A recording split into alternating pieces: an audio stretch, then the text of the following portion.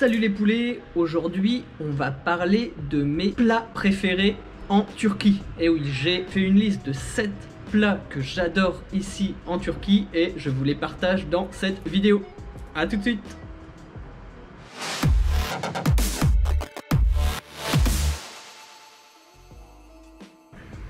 Tout d'abord, il faut savoir qu'en Turquie, la cuisine est ultra variée, ultra riche.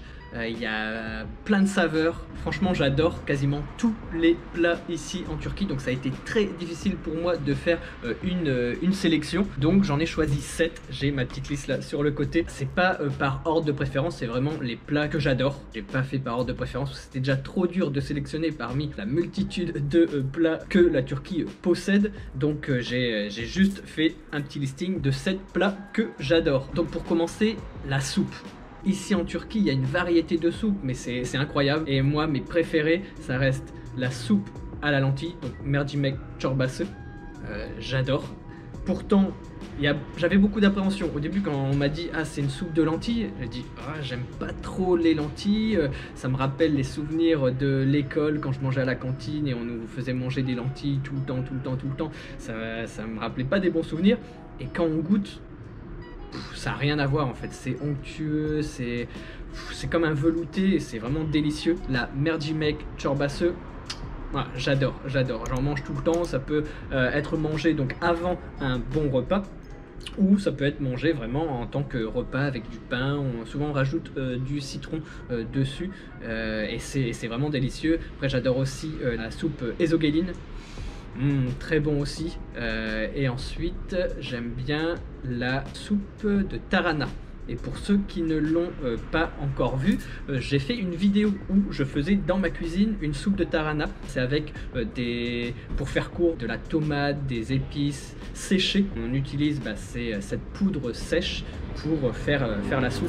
Je ne vais pas rentrer dans les détails, vous pouvez regarder ma vidéo si ça vous intéresse, vous pouvez la reproduire chez vous. C'est un petit peu compliqué si vous n'avez pas cette fameuse poudre de tarhana, mais c'est vraiment délicieux. Donc au final, j'adore quasiment toutes les soupes, mais il y en a plein d'autres. Il y a des soupes au poulet aussi, il y en a plein. Là je vous en ai cité 3, mais il y en a plein d'autres. Ensuite, un autre plat que j'adore, mon papier va s'envoler, c'est pas vraiment un menu, c'est un repas de la journée, c'est le petit déjeuner, donc le fameux kahvaltı turc. Et c'est un délice. Tout le monde en raffole ici, tous mes amis à chaque fois, tous les matins on va prendre le fameux kahvaltı dans un restaurant aux alentours et ils adorent. Pour ceux qui ne le savent pas, les petits déjeuners turcs c'est comme un brunch parce qu'il y a autant du salé que du sucré et c'est énorme. Il y a plein de choses. Donc les choses traditionnelles, c'est des tomates, des concombres, du fromage, mais plein de sortes de fromages différents. Il y a toujours quelque chose à base d'œufs, donc soit des œufs durs, soit une omelette, soit un œuf sur le plat, ou le fameux menemen. Ça j'adore, le menemen, c'est aussi la chose préférée de mon papa. Si tu regardes la vidéo, papa, une petite dédicace, il adore les menemen. Pour lui, voilà, il s'en prend un tout seul. D'habitude c'est un menemen pour tout le monde et c'est une espèce d'omelette avec des tomates, des poivrons, des oignons. Et en fait, on prend des morceaux de pain et on mange directement dans une poêle chaude et on trempe son pain et on le mange. C'est vraiment délicieux. Et mon papa s'en prend un pour lui tout seul. Il veut pas partager. C'est son petit plat à lui. Il adore et il a besoin d'avoir sa propre poêle à lui pour être rassasié. Donc, papa, je te fais un petit coucou dans la vidéo. Et donc, le petit déjeuner, voilà, c'est un peu ça. Après, il y a aussi bien sûr du sucuk, c'est un peu de la viande turque. Donc souvent c'est chauffé. Ensuite qu'est-ce qu'il y a, tellement de choses. Il y a toujours du thé, c'est toujours accompagné de thé. Il y a des olives, donc des olives noires, des olives vertes. Il y a du miel, tout ce qui est sucré aussi. Il y a souvent du Nutella. On va dire que ça s'appelle du Nutella et beaucoup de marmelades, de confitures différentes, donc de différents fruits. Et franchement c'est délicieux, il y en a plein à la table, plein de petites poubelles un peu à droite à gauche. Si vous regardez mes vidéos, vous avez déjà dû voir dans des vidéos précédentes, surtout quand je suis accompagné. J'étais avec un ami qui est venu ici et on avait filmé, donc c'était à Vinache. Donc, et on avait pris le petit déjeuner et à un moment dans la vidéo on filme le petit déjeuner. Et si vous me suivez sur Instagram, si vous me suivez pas, faites-le. J'ai mon Instagram qui va s'afficher s'afficher quelque part parce que quand j'y vais, je prends toujours des photos, des vidéos, des stories et je mets un peu les endroits comme ça. Si jamais vous êtes intéressé pour aller au même endroit où je suis allé, et vous pouvez y aller facilement. Vous pouvez trouver l'adresse. Je mets l'adresse directement dans les stories. Le petit déjeuner aussi, un incontournable avec le fameux Menemen. Un délice, un délice. Rien que d'y penser là, j'en salive, j'ai faim. Ensuite, il y a le Iskender. Le Iskender, pour ceux qui ne savent pas, c'est de la viande de mouton, je pense principalement. Un peu comme les kebabs, on coupe donc directement sur la broche, mais des plus longs morceaux. En fait, c'est des fines tranches, mais plus longues que ce qu'on peut mettre dans les doners. C'est vraiment quelque chose de plus gros et c'est dans une assiette. Donc, il y a du pain en dessous. Il y a les tranches, voilà, les tranches de viande. Ensuite, c'est souvent accompagné d'une tomate et d'un petit poivron et aussi de yaourt. Et le tout, si vous le souhaitez, accompagné de beurre liquide chaud, bouillant, directement versé sur votre assiette. Franchement, pour moi, c'est délicieux, c'est simple, mais c'est ultra bon. Donc le Iskender, ça reste aussi quelque chose que j'adore. Et pareil, dans mes vidéos précédentes, il y a également des passages où je vais manger dans un restaurant de Iskender et où je mange un Iskender. Donc si vous voulez voir le serveur qui me verse du beurre avec la casserole chaude directement à table, vous pouvez regarder dans mes anciennes vidéos, notamment mes vidéos 24 heures à Istanbul, que faire à Istanbul en 24 heures, voilà, quelque chose comme ça. Je pense que dans cette vidéo là il y a le fameux Iskender, le petit déjeuner, etc. Ensuite, les gözleme. Les gözleme, ça me rappelle un peu les crêpes bretonnes. Donc c'est des crêpes souvent faites par des femmes assez âgées et on peut les voir en fait cuisiner. Il y a un restaurant pas loin d'ici à Kadıköy. Moi je vis à Kadıköy à Istanbul, du côté donc asiatique de Istanbul, de la ville. Et il y a un restaurant où il y a une grosse vitrine et des femmes souvent âgées, elles sont souvent accroupies. Je sais pas comment elles tiennent, mais elles sont toujours, je sais même pas comment ça s'appelle. Il doit y avoir un truc, voilà, comme ça, un peu comme les personnes qui font du yoga. Elles s'assoient comme ça et elles font leur crêpe sur un grand poêle où elles posent directement la crêpe dessus. Je suis pas très bon en cuisine, etc. Je sais pas c'est quoi le terme, mais c'est une espèce de plaque chauffante, ouais, plutôt une plaque chauffante arrondie, et elle pose le gözleme, donc la pâte à crêpes, hein, on va dire, elle la pose dessus, elle les retourne, et ensuite on peut la garnir de tout ce qu'on veut. De tout ce qu'on veut.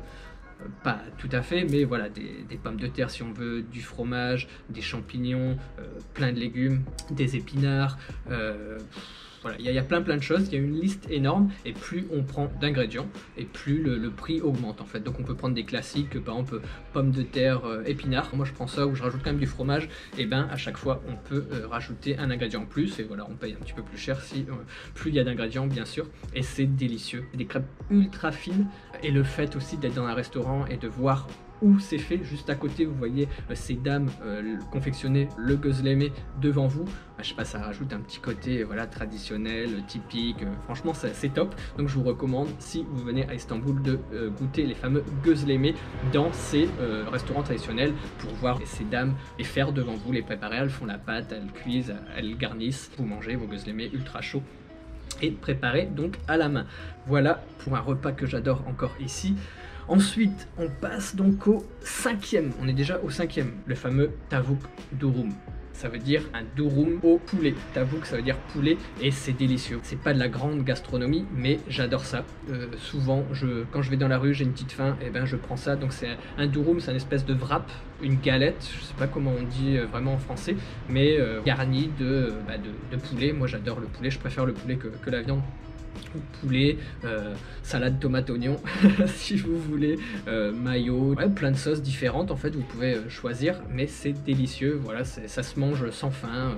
Vous vous baladez, vous avez un petit creux, ici vous en trouvez vraiment partout, soit dans du pain, donc yemek yarim, donc ça veut dire un demi-pain, souvent vous pouvez prendre ça, j'en mange souvent avec du pain, mais c'est vrai qu'avec la galette, le durum c'est quand même meilleur, ça se mange beaucoup plus facilement. Le tavuk durum, un délice. J'en ai goûté vraiment plein ici à Istanbul, et les plus chers ne sont pas forcément les meilleurs. Honnêtement, j'en ai déjà goûté, les prix ça varie vraiment entre, je pense j'en ai déjà trouvé à 5 livres turcs, donc c'est moins d'1 euro, ça fait genre 75 centimes, 80 centimes d'euros. Et c'est quand même consistant, hein, c'est quand même assez gros, c'est pas tout petit, c'est vraiment ouais, cette taille là pour les durum normands on va dire. Et j'en ai goûté à 15, 20, 25 liras, 4 à 5 fois plus cher, et honnêtement c'est pas les meilleurs. Les moins chers, ceux qui les font dans les coins de rue etc, souvent c'est des gens qui sont installés depuis longtemps, c'est pas des franchises, c'est pas des grosses sociétés, c'est vraiment ils le font eux chez eux, ils ont fait leur petite entreprise familiale j'ai envie de dire, et souvent c'est meilleur parce que des fois ils rajoutent des frites, ils rajoutent des cornichons, ils rajoutent plein de trucs qui rajoutent du goût, et honnêtement je préfère privilégier cette fois-ci les choses moins chères que les choses plus chères. Souvent on dit plus c'est cher, mieux c'est, mieux la qualité est meilleure, ça va tenir plus longtemps, etc. Mais là honnêtement, vous pouvez me croire sur ce coup-là, tout ce qui est doner, durum, souvent dans les petits endroits, c'est meilleur que dans les endroits plus chers. Vous m'en direz des nouvelles. Ensuite, on passe à la 6e, donc l'avant-dernier, le fameux kumpir. Le kumpir, j'ai fait une vidéo de ça à Ankara, si vous voulez regarder vraiment en détail ce que c'est vraiment une patate chaude, patate cuite au four, mais vraiment énorme. Honnêtement, je mens pas quand je fais cette taille là, c'est vraiment des grosses patates qui sont coupées en deux.